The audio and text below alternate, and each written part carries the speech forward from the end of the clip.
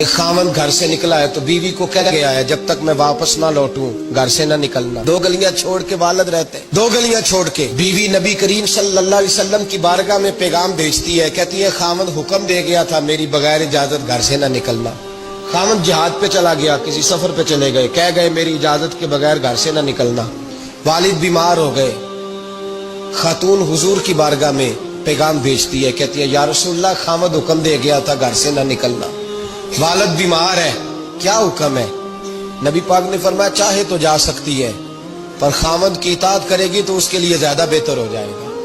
2-4 دن کے بعد پھر پیغام بھیجتی ہے, کہتی ہے محبوبہ باپ شدید بیمار ہے, حکم کیا ہے؟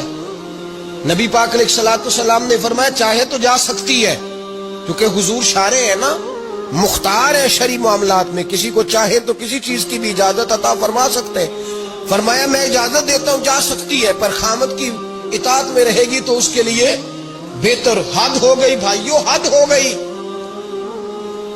عرض کرتی ہے حضور باپ انتقال کر گیا ہے,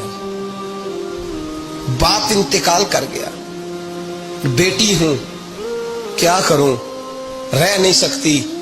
حضور نے فرمایا میں اجازت دیتا ہوں چلی جائے پر خاوند کی فرما برداری کرے گی تو بہتر ہو جائے گا.